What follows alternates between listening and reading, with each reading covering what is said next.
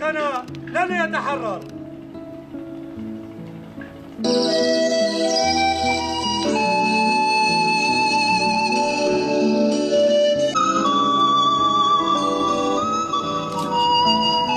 إن لم يتحرر القائد نحن كنساء لسنا محررات. أجسادنا، فكرنا وروحنا والمرأة الحياة الحرة لدينا ستبقى مأسورة مرتبطة بحرية قائدنا.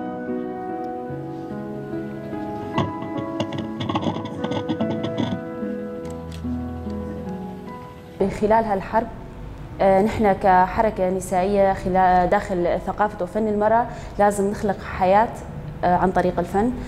طبعا ضمن هالامور هاي لازم دائما نحن نقارن كمان بين الحرب والفن. نحن ايش قد نحن مساويين بين هالامرين هذول، لازم نتغلب بفننا على هالحرب اللي موجوده، نخلق منها حياه. فنحن على هالاساس هذا كمان هون داخل مركز تل تمر وخاصه بحركه هلال زيرين لثقافه وفن المراه عم نخلق فعلا حياه داخل هالحرب هاي من خلال فعالياتنا اللي مستمره، من خلال تنشئتنا لاجيال المستقبل كمان. يعني حاليا نحن عم نعمل ونشتغل على انشاء فرق جديده. يعني طبعا خلال الاشهر الاخيره من هالسنه نحن اسسنا فرقتين جدد، كانوا فرقه شهيد برفين بوطان للغناء، اشبال هن كانوا اخذناهم من بين فرقه كوليكا كردستان الاطفال، كانوا عم ننشئهم للمستقبل، عم نبنيهم للمستقبل، صاروا فرقه اشبال هن كمان 5 عضوات ضمن هالفرقه. كمان فرقة المسرح هي تقريبا من 6 شهور أو أكثر بلشت فعالياتها، بس بشكل رسمي طبعا فرقة مشارة الحرية للمسرح من شهرين يعني صارت فرقة رسمية داخل المركز. كمان هي بلشت ب5 أعضاء، ونحن نحاول ورح نسعى إنه نزيد هالعدد الفرقة اللي موجودة. طبعا هالفرقة هاي موجود فيها الأطفال كمان وفئة شابة كمان وفئة اللي بالعمر شوي كبار، حتى تمثل الفئات المجتمع كامل، نقدر نوصل الفكرة للمجتمع بشكل أكبر. برأس القائمة نحن دائما نعتمد أنه مسرحياتنا تكون هادفة للحرية، بالبداية لحرية القائد الجسدية طبعا هي دائما بأول مبادئنا وبأول مطالبنا، وثانيا بحرية الشعب بشكل عام. نعطي مقتطفات لتفتيح وتوعية الشعب على هالأمور اللي عم تصير داخل هالحرب. حتى بآخر مسرحية قدمناها كانت حتى أنه مثلا تمثيلية أنه الأطفال ضمن هالطيران عم يقتل الأطفال كبار بالسن حتى الفئة الشابة منهم، كيف نحن من ضمن هالأمور هاي من هالحرب عم نخلق حياة.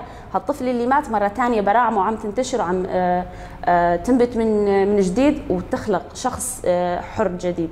طبعا مسرحياتنا كلها مسرحية هادفة، يعني من غير هدف قدامنا نحن ما نحط لا سيناريو راح يكون جاهز ولا هالامر هاي، يكون في عندنا هدف مشترك نحن ضمن هالفرقه هاي.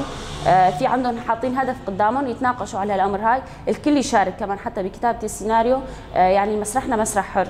هدفنا الاول والاخير من هالمسارح هاي توعيه مجتمعنا اللي موجود، يفهموا انه مطالبنا الاولى هي حريه قائدنا الجسديه، رغم الحروب رغم هالصعوبات اللي عم نواجهها اليوم الا نحن مستمرين مطالبين بحريتنا. بأي فرقة كانت فنية طبعا احنا ما ننكر جهود رفاقنا الرجال كمان ضمن الفن، بس دائما المرأة طابع المرأة الفني له تأثيرات كبيرة يعني على المجتمع، يمد الفكرة أكثر. حتى المرأة اللي هي عم تتلقى هالمسرحية هاي نخاطب اللي العقل الباطن لها، نخاطب الأمور الداخلية، جوهر المرأة الحقيقي.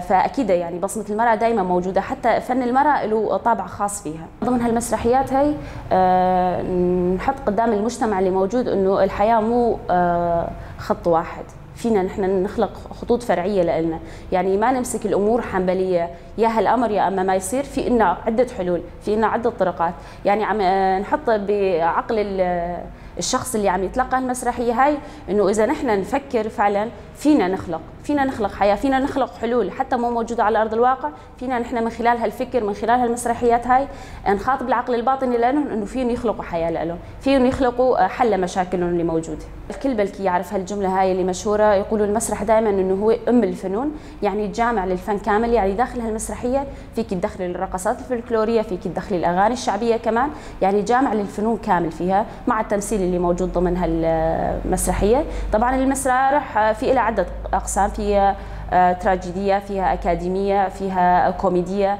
يعني في لها عدة أقسام. حاليا نحن أغلبية المسرحيات اللي قدمناها هي مسرحيات تراجيدية.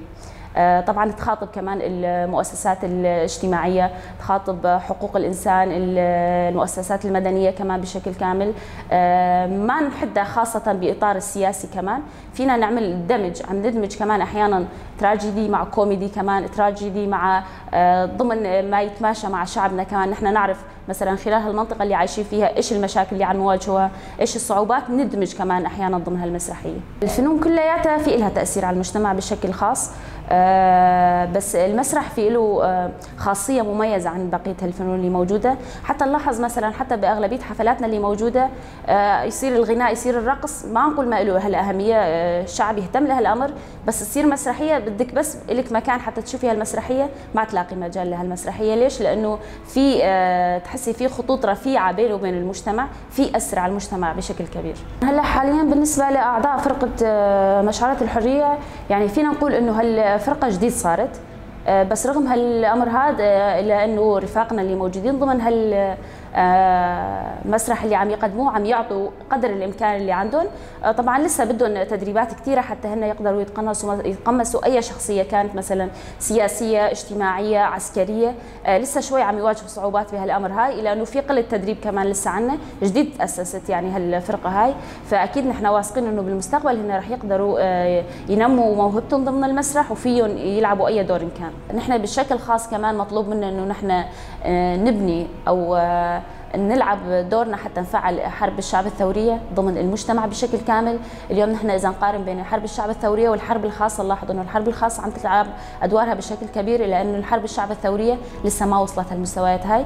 فنحن كمان على اكتافنا، على عاتقنا، انه نحن ضمن هالمجتمع نوعي كمان المجتمع حتى نحقق فيها حرب الشعب الثوري. طبعا الحريه دائما تكتمل بحرب الشعب الثوريه. بس كمشاريع هالفرقه مشعلة الحريه وجميع الفرق اللي داخل هالمركز اللي تابعه لحركه هلال الزيرين، نحن باي مناسبات رسميه عم تصير نكون جاهزين لهالامور هاي. الحملات اللي عم تصير كمان لمطالبه حريه القاده الجسديه، نحن كمان عم نحضر لهالامور هاي. دائما فعالياتنا مستمره، مخططاتنا لاشهر لسنه كمان موجوده ضمن هالمركز. طبعا كتنظيم عمل منظم العمل بيناتنا، لهالسبب نحن عم نحقق هالفعاليات اللي موجوده، ونكون قد يعني كيف يعني نكون مثل بصمه لهالمجتمع، او مثل ما نكون كقياده لهالمجتمع، انه يشوفوا اليوم كثقافه وفن هن يعني متصدرين بالاول. حتى المجتمع في بهالحاله هاي نحن نحث عند المجتمع طابع انه لازم نحن نقوم، لازم نحن نحس حالنا مسؤولين.